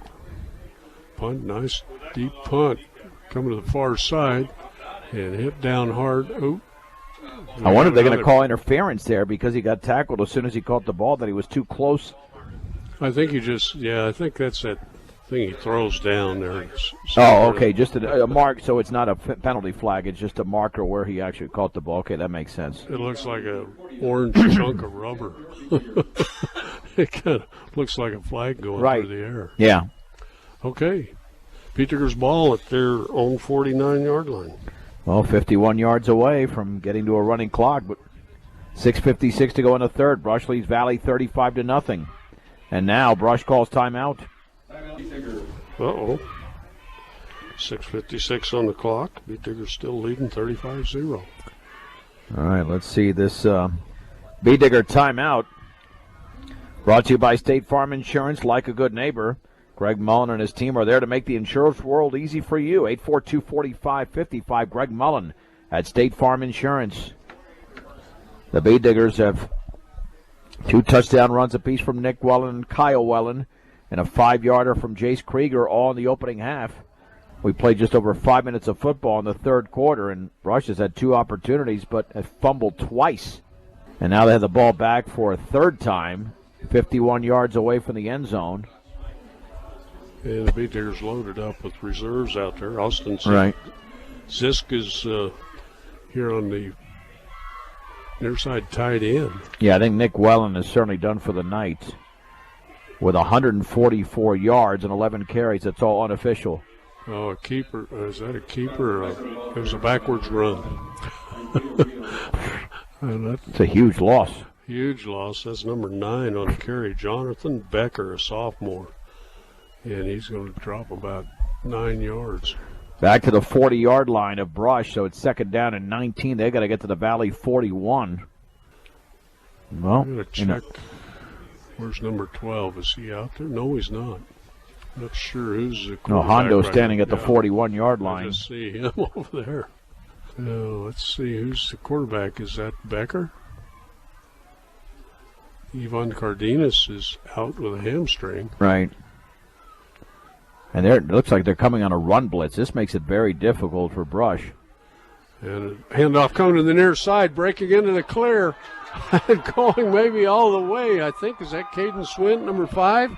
It is. Touchdown, Beat Diggers. 60 yards. Wow. And that was on a misdirection, another misdirection. And now the Beat Diggers lead by a score of 41-0 under a running clock now. So Caden Swint was picking them up and putting them down. Let me tell you, he's got a lot of speed. A lot of speed, because normally when there are tacklers in pursuit, you get caught from behind or they close in on you, and neither one of those happened. And the clock is running, John. You like that running clock. No, I love it. Caden is going to be putting the ball down for the extra point. Ball, just that then just rolled off of there. Yeah, something happened. I don't know if it was the hold or the kick, but nonetheless, we'll keep it right here until the end of the quarter because we have 5:10 to go under a running clock, and the Beat Diggers lead the Valley Vikings 41-0. So Valley now has been outscored in their last 3 games, counting this one, by a 114-0 margin. It's been really, really difficult for the Vikings in the month of October.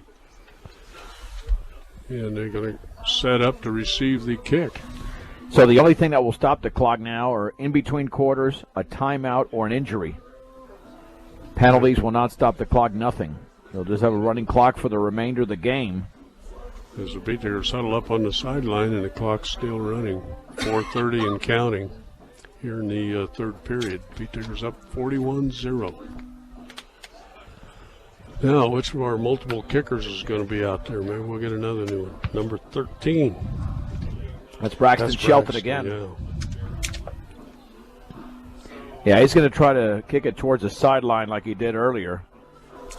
Jesus Argoff is out there on the kicking team. She's our no host, one of the starters out there. Several others out there. Mark Lopez here on the near side. Nice high kick. Fumbled and picked up by Rios, and he's going to be hit down. I think that was Swint on the tackle. There is a flag down at the 35. Kind of behind the play. Yeah, way behind the play. See what that is. It's been a real clean game last year at Valley. It got a little ugly. Had some of the tough wrestlers didn't like getting beat up bad. Yeah, blocking the back against the Vikings, so they're going to be backed up quite a bit. Illegal block in the back indicated against the Vikings. Like I say, when the rain pours, it. Yeah, when it rains, it pours. Oh yeah. Well, it's just not good when you're getting. Yeah, Valley is 41-0, and. Yeah, they haven't scored since late September. Once they started Patriot League play, that's when their season started turning sour. They were 3-1 after 4 games, and now the ball's at the 11. Jonathan Becker's one of the safeties as they look to the near side, and a little fake pass is closer to Becker than anybody. And a flag is down, and that more than likely is also against Valley. Think you got a holding or something back there. Tried to throw it to Mudrow, right down the middle of the field. Illegal shift against Valley. It's an illegal shift. Yeah. So the Beat Diggers will make it 2nd down and 10. So it's 2nd down and 10. Yeah, this game can't get over fast enough, I'll tell you that. Ball at the 12-yard line. Valley's trying to head north here. And there's a keeper coming to the near side, and Perez is going to pick up a 1st down. He's going to be out clear across the 30. Yeah, he gained 20 yards on that carry for the quarterback, Sedvando Perez. Morgan Community College is there to make her dreams become a reality for both traditional and non-traditional students. They're at morgancc.edu. And things happen in life.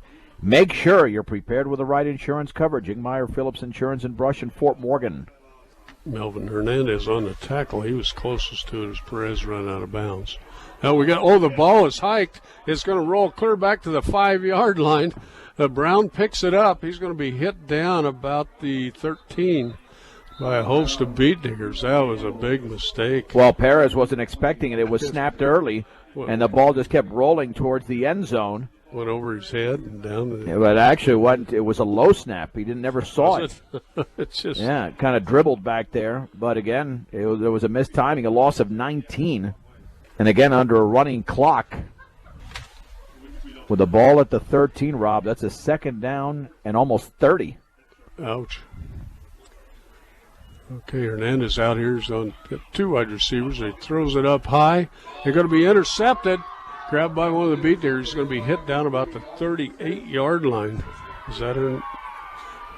That's going to be picked off over there by Austin Sisk. Yeah, Austin Sisk on that. He's about the tallest defender out there for the Beat Diggers. Yeah, and I don't think I know. Yeah, they're some of the but they're athletic guys. Well, they're not going to run a play here in this quarter. That's going to be the end of the 3rd quarter as the time is running down, and they're just getting into the huddle right now. With the score, Brush 41, Valley nothing. It's a 1-minute break on 1010 KSIR and the Eastern Plains Sports Network. Okay, welcome back. We've got 12 minutes of football left tonight. Beat Diggers lead at 41-0. The Valley Vikings will move over to the north side of the field on defense. Ball set at their 38-yard line, 1st and 10 Beat Diggers. Vikings start off the 4th quarter. The ball started at the 38-yard line. Okay, Jonathan Becker, I think, is going to be the quarterback.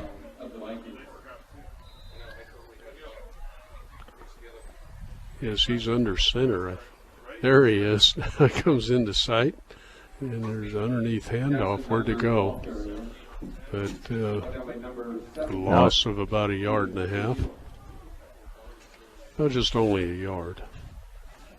That one didn't fool anybody. No, that was a straight-up dive play. I better put on a sweater, Rob. You're going to take over. Okay. We get set to go here. 2nd down and 11 for the Diggers. The JV out there with Becker under center. He's going to be a keeper to the near side. Misses a missed tackle, and he's getting up for a 1st down. He's going to be hit down inside the 20 down to, let's see where they mark it, maybe even to the 15. 1st and 10 Diggers from the 15, John. Yeah, so he gets set after that nice run by Becker.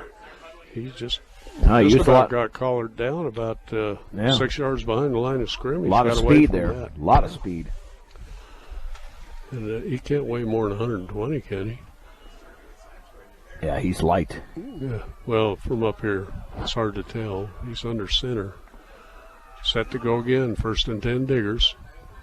15. A big mess up there. The handoff goes off to the far side for about a 6-yard loss. That's Keegan Link on the carry, but that wasn't a very good play. No, well, they collided. And when the running back and the quarterback collide, that's never a good sign. Yeah, Melvin Hernandez coming in. Unless that's an 8. I think that's an 8 on there. 28. Do we have a 28? Nope. Well, you got a 2nd down. And, we've had trouble with that 8 before. Yeah. Yeah. And Ray. Ray. We're a 0. Okay. Becker under center.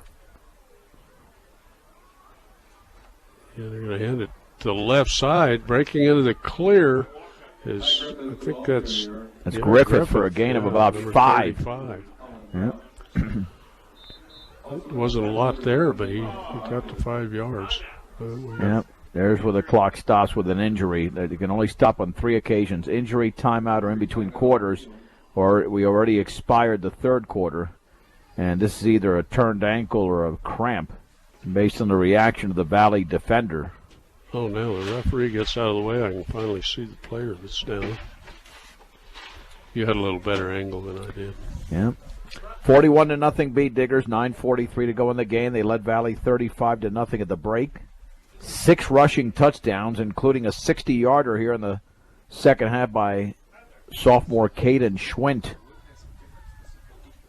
And now there's a Valley defender being attended to.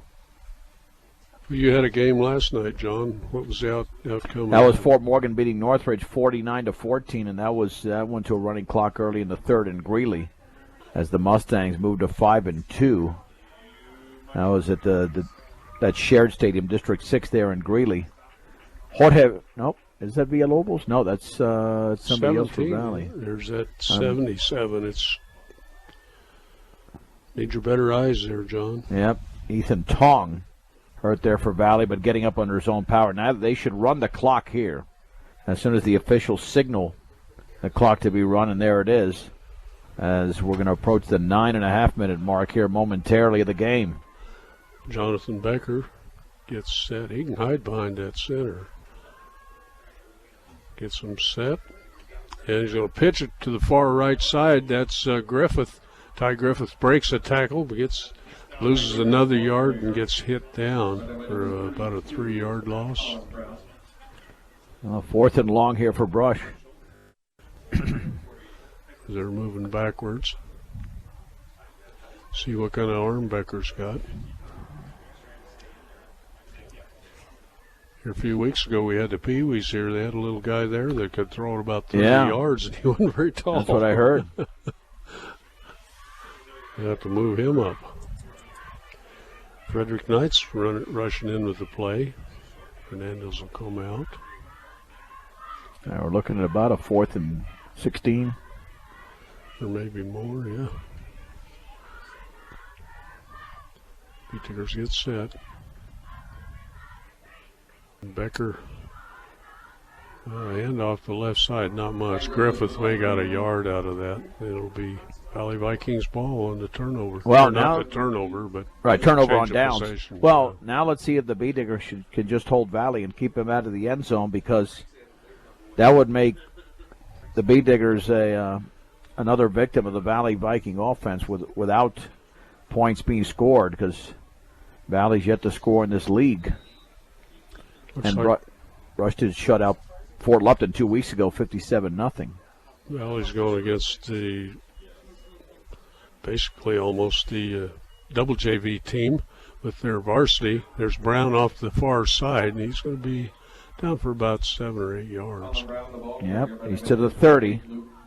Now Valley gets close enough, they'll call their timeouts just to get into the end zone, just to get a confidence booster heading into their final 2 games of the regular season.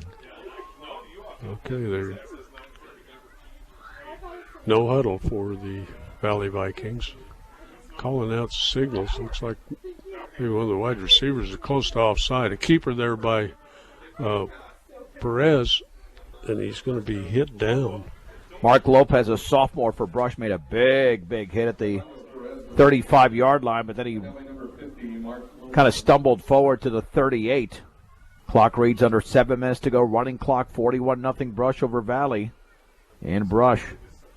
Okay, Frederick Knight out there for the Bee Diggers. Pass coming to the near side.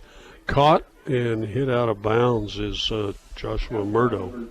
A gain of about 7. Just past the top of the hour here in Brush. I'm John Beltran with Rob Hastings. This is 1010 KSIR, Brush, Fort Morgan, Weldona, as well as the Eastern Plains Sports Network. And the Bee Diggers trying to keep Valley off the scoreboard, but Valley now near midfield. No huddle. Got 3 wide receivers to the short side or near side. Looking long and a big rush. Throws it down the middle, and closest to the ball is number 3 for the Bee Diggers, Austin Zisk. Wide receivers were nowhere near. Yeah, I mean, Brush had that everything covered, Rob, in the secondary. And I think Perry just wanted to throw it somewhere where it wouldn't be picked off.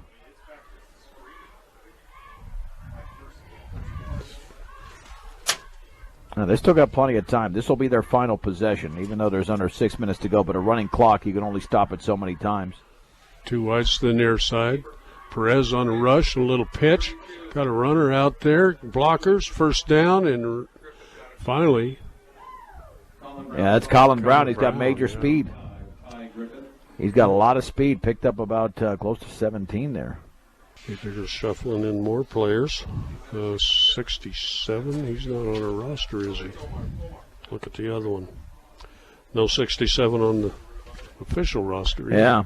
Well, they'll be on the roster next year then. It could be. Perez back to pass, looking deep, throwing it up high, and it's going to be caught. Nice catch there. Oh, and hitting down on the runway there. Now, Rios made a heck of a catch, yeah. Rios, yeah. Well, that's a beautiful throw by Perez and a 22-yard catch by Rios. That's the nicest play Valley's run all night. He jumped high and come down, got both feet in bounds. You only need one in high school football, but he's hurting a little bit, but they're going to the no huddle. He's coming to the near side with 2 other wide receivers, one to the far side.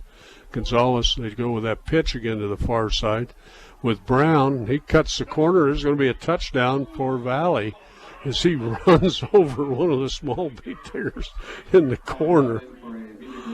Yeah, that had to hurt. Yeah. Well, they just scored the touchdown with about 4:12 to go. Let's see how much time it takes between the scoring of the touchdown and the extra point. Yeah, that's Colin Brown. That was, what, 15 yards? Yep. From 15 yards away by Colin Brown. So it's 41-6. But they might not get the kickoff as well. They're going to go for 2 here, Rob. They got this straight. 3 wides to the far side, 3 wides to the near side. And Perez is going to throw it to the near side in kind of a screen look and cutting up the middle, and I think the that's called by Villalobos. He's in. Yeah. Keep it right here. 41-8 is now the score as Valley gets into the end zone for the first time in October. But you've got only about 4 plays left in the entire game. Valley will kick it off. Brush will run 3 plays, and that'll be it. As they're not going to get the kickoff executed until about 2.5 minutes to go, because right now it's at under 3 minutes. We'll have a very quick post game. Colorado Prep scoreboard show is coming up at 9:30 with Kevin Schaefer. Digger's going to get ready to receive the kickoff. They can't huddle up now because Valley can run out there and kick it away. Yeah. Well, they might try to onside kick it to get the ball back, but that's the only way they'd get it back unless they start using timeouts on defense. I don't see the purpose. They did exactly what they wanted to do, get into the end zone once they fell behind. Now the Bee Diggers have about 7 players up at the 50-yard line anticipating what could be an onside or a squib. All 11 for nice catch by one of the Bee Diggers. Right, that's Austin Sisk. It took a Sunday hop on that bounce. And Sisk was the one at the beginning of the game, I believe, Rob, that had that bounce that he caught at the 35 and dropped to a knee. What kind of hop did you call that? It's a Sunday hop. In baseball, they call it a Sunday hop. It's a true hop. Yeah. How'd the Yankees do? They were. That's a good question. They were up 4-1 against Houston. I'm willing to. I shouldn't say I'm willing to bet, but I bet they won that game. Yeah, they won 4-1. They were 4-1 in the first inning, and it ended at 4-1. Oh, really? So Game 6 is tomorrow night in Houston with the Astros leading the American League Championship Series 3-2. Okay, Bee Diggers on offense, about the 49-yard line, and a run up the middle. They're almost making it into Valley territory. Yeah, LeMahieu with a home run tonight. Yeah, we led off the game, and then they got a 3-run homer a little bit later on from Aaron Hicks, and that was it. How's LeMahieu doing on that he's most valuable player for the... Yeah, he won't. He'll be a top 5 or 6, I think, in the league, but he won't win it. This will be the final play of the game. The Bee Diggers do not have to run another play after this one. I think they'll kneel on it here. Oh, they'll run a regular play. Becker under center. Got a little motion. And we got too much motion. Yeah, somebody on the left side of the offensive line jumped. Clock's still running, so the coach is waving the guys to come back to the sideline. Come on over. It's over because there's only 17 seconds and counting. Yep, that'll be it. The Brush Bee Diggers defeat the Valley Vikings tonight in Brush by a score of 41-8. It's a 1-minute break on 1010 KSIR and the Eastern Plains Sports Network.